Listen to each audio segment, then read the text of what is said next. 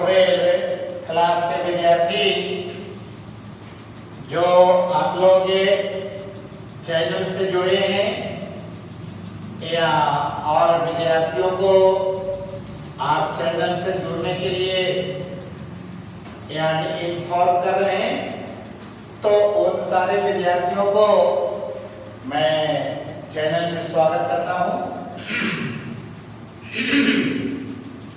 तो आइए दोनों क्लास के विद्यार्थी जो पिछले वीडियो में आपने डी ब्लॉक के बारे में बहुत सारी बातें देखा, आप लोगों ने सुना, नोट कॉपी पे उसे लिखा, तो मैं उम्मीद करता हूं कि डी ब्लॉक के बारे में बहुत सारी बातें आप लोग जान गए।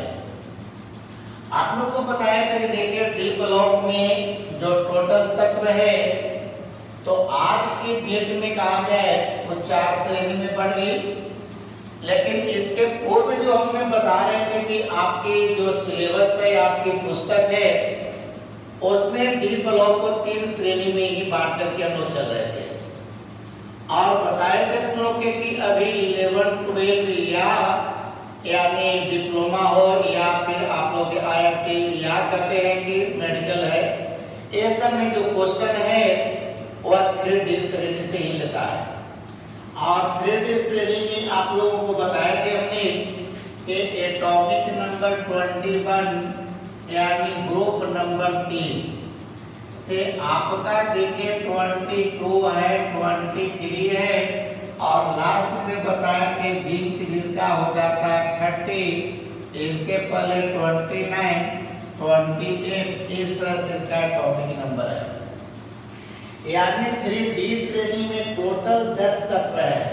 ये तत्व है 10 तत्व है, लेकिन इन 10 तत्वों में आप लोगों के कुछ खास तत्व के बारे में आज हम बताने जा रहे हैं, जिसको आप लोग सही ढंग से सोचेंगे, समझने की कोशिश कीजिएगा, जो आपको लिए बड़ा ही यूजफुल टॉपिक आज का होगा।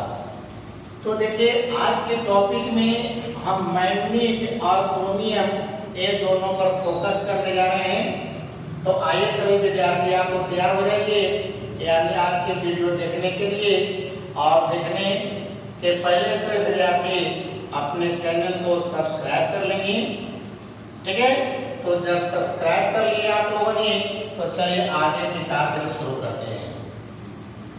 देखिए विद्यार्थी यहाँ से स्कैंडियम से लेकर के जस्ता तक में यानी कि क्रोमियम और मैग्नीज ये दोनों जो एलिमेंट्स है ये अन्य तत्वों से थोड़ा सा खासियत या विशेषता रखता है। देखिए क्रोमियम के आप 2 आयन को लेकर के हम चल रहे हैं और मैग्नीज के भी 2 आयन को लेकर चल रहे हैं। कारण कि देखिए क्रोमियम के 2 आयन, एक होता है क्रोमेट आयन और एक होता है डाइक्रोमेट आयन। मैग्नीज का आयन में होता है, एक होता है मैग्नेट आयन और एक होता है परमैग्नेट आयन। क्लियर? तो यहाँ पर क्रोमियम और मैग्नीज ये दोनों का हमने 2 रूप लेकर के आप लोगों के पास चल रहे हैं, तो आप लोग समझने की कोशिश कीजिएगा।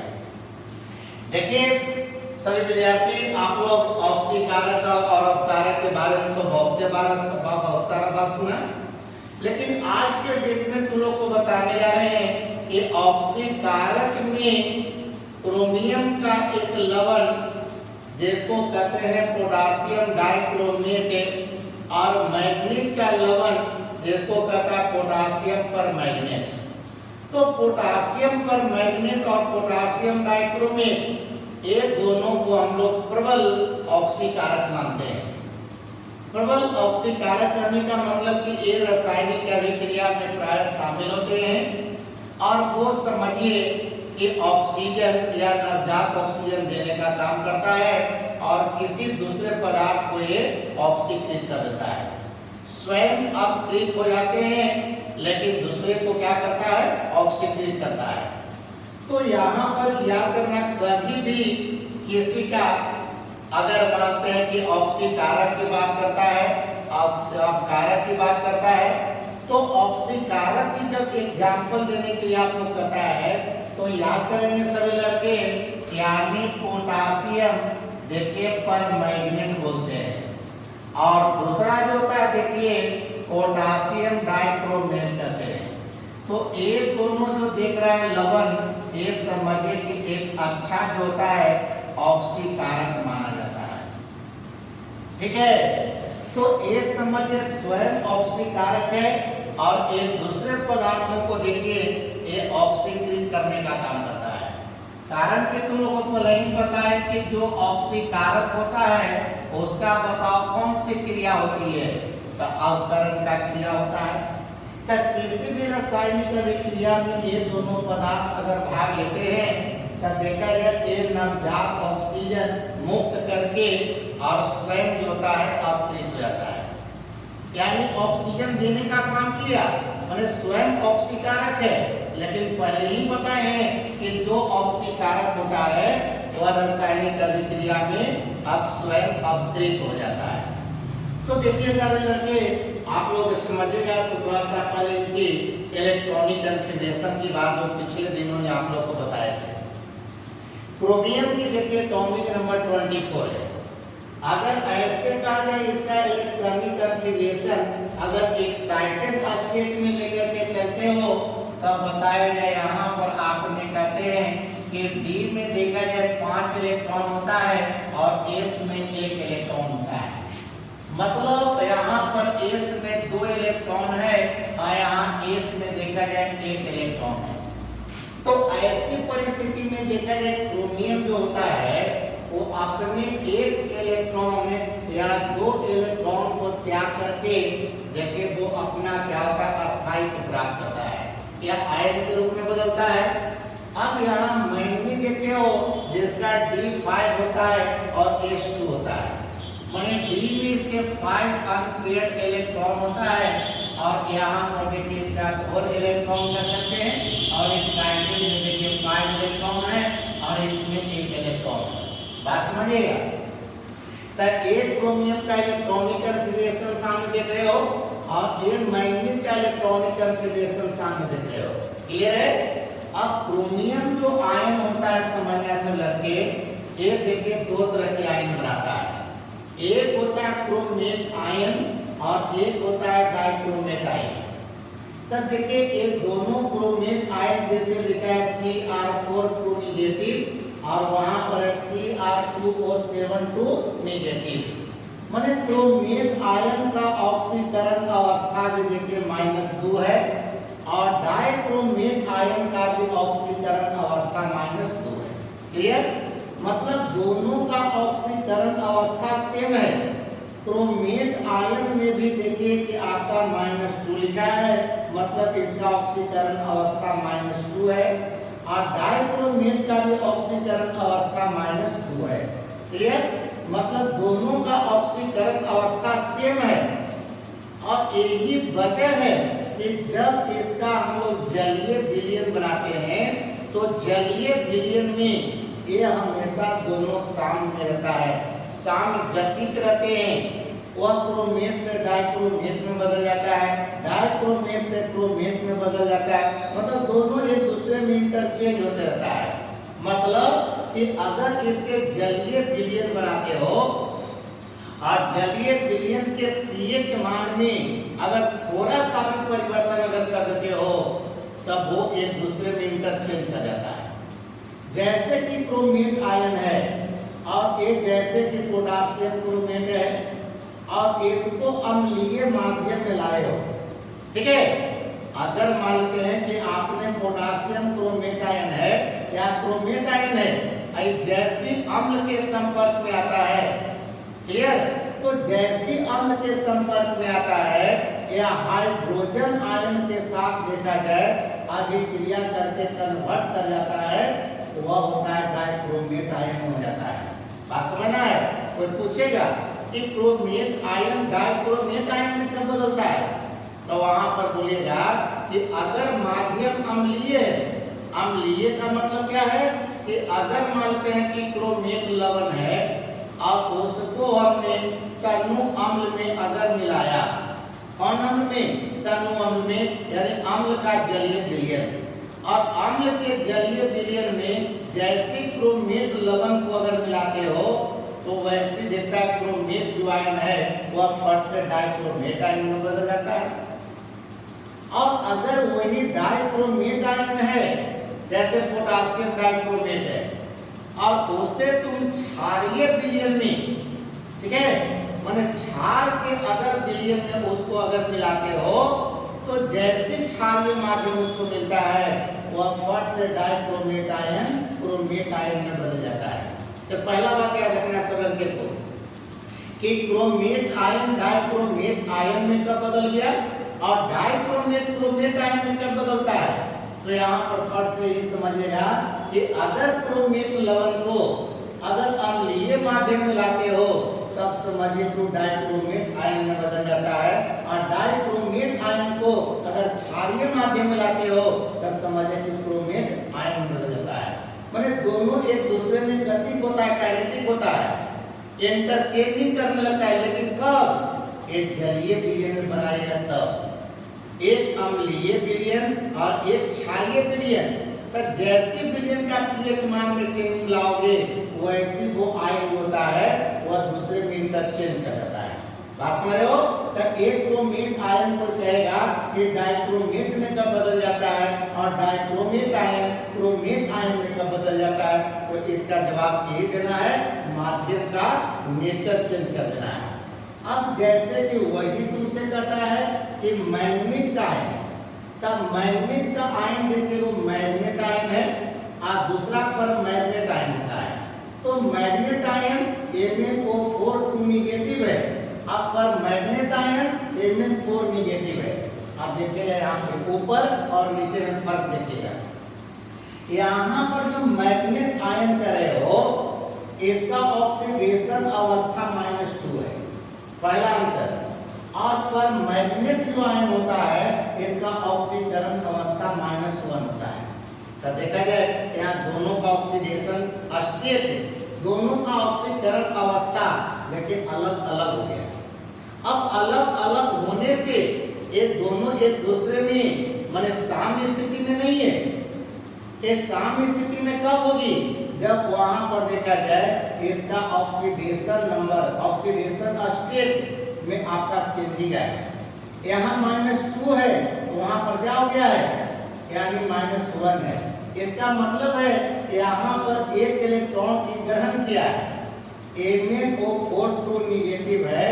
अगर एक इलेक्ट्रॉन को ये क्या करता है कि आपका त्याग करता है, जब एक इलेक्ट्रॉन को देखिए त्याग करता है तब समझिए कि 2 से देखिए 1 हो जाता है। बात समझ रहे हो। अब इलेक्ट्रॉन त्यागने वाला को क्या कहते हो, अवकारक कहते हैं। एक मतलब है कि देखिए MnO4 निगेटिव, बताओ जैसे एक इलेक्ट्रॉन को देखिए लूज किया वह बदल गया पर मैग्नेट आयन। कब, जब एक इलेक्ट्रॉन इससे निकल गया तब बदल गया कौन सी में, पर मैग्नेट आयन में। और जिसमें से इलेक्ट्रॉन निकल गया इसका मतलब कि वो ऑक्सीकृत हो गया।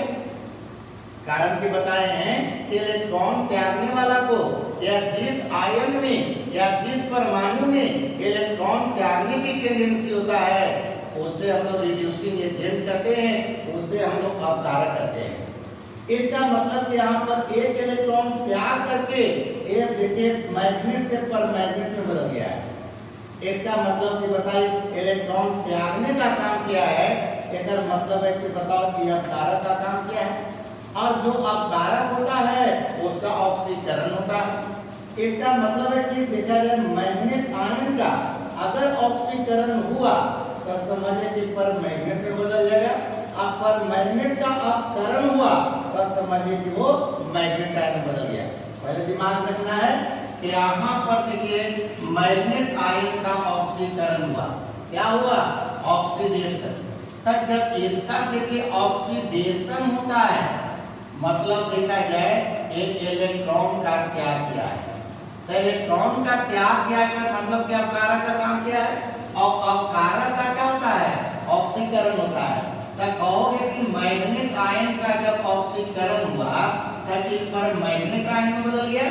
और जब देखिए यहाँ से बताया जाए अगर एक इलेक्ट्रॉन अगर ग्रहण करता है यानी करने का मतलब रिडक्शन होता है। क्योंकि इलेक्ट्रॉन लेने वाला को, ठीक है, ऑक्सीकारक कहते हैं। क्या कहते हैं? इलेक्ट्रॉन देने वाला को अपकारक कहते हैं और लेने वाला को ऑक्सीकारक कहते हैं। और जो ऑक्सीकारक होता है उसका बताएं कि अपकरण होता है। क्या होता है? अपकरण होता है। और वही बताए हैं कि जो अपकारक होता है तो अपकारक का क्या होता है? ऑक्सीकरण होता है। ये बात तो आप लोग पहले से भी जान रहे थे। तो देखा जाए मैग्नेट आयन और मैग्नेट आयन में अगर इंटरचेंजिंग पूछ देगा तो उस स्थिति में बताइएगा कि अगर मैग्नेट आयन का ऑक्सीडेशन हुआ तो पर मैग्नेट में बदल जाएगा, और पर मैग्नेट आयन का अगर अपकरण हो गया तो देखिए मैग्नेट आयन में बदल जाता है। ऐसे तो कहा जाता है कि देखा जाए पोटासियम पर मैग्नेट है, और पोटासियम पर मैग्नेट को देखिए अगर गर्म करते हो तो समझिए कि बदल जाता है पोटासियम, ठीक है ना, यानी पोटासियम मैग्नेट में बदल जाता है। अब यहाँ पर याद करना कि पोटासियम जो पर मैग्नेट कहते हो, ये पर मैग्नेट का देखिए रंग होता है, ये बैंगनी होता है। क्या होता है? बैंगनी होता है। लेकिन जब मैग्नेट में बदल जाता है तो इसी का रंग देखिए हरा हो जाता है। समझिएगा, मैंने दोनों का कलर चेंज हो गया। अब दोनों के कलर ही चेंज नहीं होते हैं, बल्कि इसमें मैग्नेटिक प्रॉपर्टी जो होता है वो भी चेंज कर जाता है। वो कैसे? यहाँ पर समझिएगा सब लड़के। देखा जाए पोटासियम पर मैग्नेट है तो यहाँ पर बताया जाए, आपने कहा पर मैग्नेट आयन यानी Mn कहते हो O4 और निगेटिव है। अब Mn का दिख रहा है इलेक्ट्रॉनिक कन्फिगरेशन देख रहे हो, तो यहाँ पर बताइए यानी कि मैंगनीज हो गया। और एक मैंगनीज है, एक मैंगनीज पर ऑक्सीजन कै गो है? 4 गो है। तो देखा जाए 1 हो गया, यहाँ से 2 हो गया, यहाँ पर 3 हो गया और यहाँ पर 4 हो गया। अब देखा जाए मैग्नेट आयन में एक इलेक्ट्रॉन देखिए यानी बाहर से एंट्री लिया है। बाकी बताओ मैग्नेट के पास में देखिए 5 और 2 7 इतना इलेक्ट्रॉन पहले से इसके पास है ऑलरेडी। अब एक इलेक्ट्रॉन बताइए, आप जान रहे हैं कि यहाँ पर देखा जाए ऑक्सीजन के पास में 2 अनपेयर्ड है। तो इस तरह से देखा जाए 2 अनपेयर्ड है और 2 पेयर्ड है, ठीक है। यहाँ पर देखिए पेयर्ड जो है उसको अलग करते हैं, अनपेयर्ड अलग। अब यहाँ से 2 इलेक्ट्रॉन बताइए अगर यहाँ पर साझा कर लेता है तो 2 इलेक्ट्रॉन तो चला गया। अब 2 इलेक्ट्रॉन देखा जाए यहाँ से साझा कर लिया, 4 इलेक्ट्रॉन गायब हो गया। यहाँ से देखा जाए 2 इलेक्ट्रॉन अगर लेते हो तो 6 इलेक्ट्रॉन खत्म हो गया। और यहाँ से सिंगल अगर 1 इलेक्ट्रॉन लेते हो और 1 इलेक्ट्रॉन देके बाहर से आया, तब बताइएगा कि 5 और 2 7 इनका 7 इलेक्ट्रॉन बताइए बॉन्ड बनाने में भाग ले लिया कि नहीं? और बॉन्ड बनाने में भाग ले लिया। अब इसी का अगर आकृति कहोगे तो बताया जाए अगर ऐसे इसका स्ट्रक्चर बनाते हो तो इसका मतलब है कि इसकी जो आकृति हो जाएगी वो आकृति बताओ चतुष्फलकीय हो जाएगा ना? हो जाएगा ना? हो जाएगा। देखिए इस तरह से बताओ मिलाओगे इसका क्या होगा? चतुष्फलकीय हो गया। अब बताओ इसमें मैंगनीज की जो परमाणु जो सेंट्रल एटम है, इस सेंट्रल एटम के पास में क्या इसके पास अब एक भी इलेक्ट्रॉन बच गया? नहीं। तो इसका मतलब इसके पास एक भी अनपेयर्ड इलेक्ट्रॉन नहीं है। इसका मतलब है कि आपने कहिएगा कि ये बताओ प्रतिचुंबकीय होगा, मतलब इसमें चुंबकत्व का गुण नहीं होगा, ठीक है ना? तब प्रतिचुंबकीय कहोगे और यही आपका इसका रंग होता है वह बैंगनी होता है। लेकिन यहाँ पर कौन सी है? पर मैग्नेट है। और वही यहाँ पर अगर कर देते हो कि MnO4 और 2 निगेटिव है, समझिएगा ये आपका हो गया पर मैग्नेट और ये हो गया तुम्हारा मैग्नेट। यहाँ पर देखा जाए ऑक्सीकरण स्टेट जो जाएगा वह देखा जाए यहाँ पर -2 कहिएगा, नहीं, और यहाँ पर -1 कहिएगा। तो ऑक्सीडेशन नंबर में अंतर हो जा रहा है कि नहीं? तो देखिए दोनों का ऑक्सीडेशन नंबर अंतर हो जा रहा है। अब यहाँ से देखिए अगर लेके चलते हो तो बताओ Mn के पास में 7 इलेक्ट्रॉन है। ऑक्सीजन देखिए 2 परमाणु यहाँ से लेते हो, 2 परमाणु यहाँ से लेते हैं, बताओ सब ऑक्सीजन परमाणु के पास में कितने इलेक्ट्रॉन है? 6 इलेक्ट्रॉन है। अनपेयर कितना है? 2 इलेक्ट्रॉन है। अब यहाँ पर देखिए 2 निगेटिव का दिया है, मतलब 1 इलेक्ट्रॉन यहाँ जाते हैं और 1 इलेक्ट्रॉन यहाँ जाते हैं, 2 इलेक्ट्रॉन दिया, 1 इलेक्ट्रॉन का शेयर यहाँ कर लिया, 1 इलेक्ट्रॉन का शेयर यहाँ कर लिया, ठीक है। बाकी देखिए 2 इलेक्ट्रॉन का शेयर यहाँ कर लिया और 2 इलेक्ट्रॉन का शेयर यहाँ कर लिया। अब यहाँ पर बताओ 2 और 2 4 और 2 6, बाकी 1 इलेक्ट्रॉन बचा रह गया कि नहीं? देखिए दोनों फर्क समझिएगा। तो बताओ यहाँ पर 1 इलेक्ट्रॉन जो है आपका मैग्नीज के पास लेके बच गया, और बताएं कि जिस परमाणु या आयन में अनपेयर्ड इलेक्ट्रॉन अगर बचा हुआ है तो बताया कि याद कीजिए कि चुंबकीय आघूर्ण बराबर बताए थे कि रोट अंडर होता है n इंटू होता है n+2, यानी इतना होता है Bn। अब बताओ कि इसमें n का मतलब होता है अनपेयर्ड इलेक्ट्रॉन, तो 1 इलेक्ट्रॉन अगर यहाँ पर रखते हो तो 2 1 3, 3 इकाई 3 हो जाएगा, अर्थात रूट अंडर 3 कहोगे 1.73 बोलेगा, इतना Bn हो गया। लेकिन यहाँ पर बताओ कि यहाँ से म्यू का मान अगर निकालोगे तो यहाँ पर 0 आएगा, कारण कि n का मान यहाँ पर 0 है। तो बताओ कि अगर पर मैग्नेट आयन और मैग्नेट आयन में अगर डिफरेंट करता है तो बताओ दोनों में डिफरेंट है कि नहीं है? इसी तरह से देखिए क्रोमेट आयन और डाइक्रोमेट आयन का अगर फिगर बनाओगे तो इसमें बताओ क्रोमियम एक गो है, लेकिन इसमें क्रोमियम 2 गो है। इसका मतलब है कि समझो कि इसमें एक चतुष्फलकीय बनेगा तो इसमें 2 गो चतुष्फलकीय बनेगा, नहीं बनेगा? तो इसका मतलब कि एक दोनों का भी स्ट्रक्चर अलग अलग रहता है, जैसे एक दोनों का स्ट्रक्चर आपने देखा अलग अलग होता है। तो यहाँ पे सभी विद्यार्थी दिमाग में बैठा लेंगे कि आपका डी ब्लॉक में आपका 2 गो जो लवण है, यानी पोटासियम पर मैग्नेट और वो पोटासियम डाइक्रोमेट, ये दोनों समझे कि प्रबल ऑक्सीकारक होता है। और इनके एग्जाम्पल फिर हम अगले क्लास में देंगे। तब तक कितनी कहानी को आप लोग नोट कर लीजिएगा और इसको समझ लीजिएगा। आज यही पर क्लास को स्टॉप करते हैं। धन्यवाद, गुड नाइट।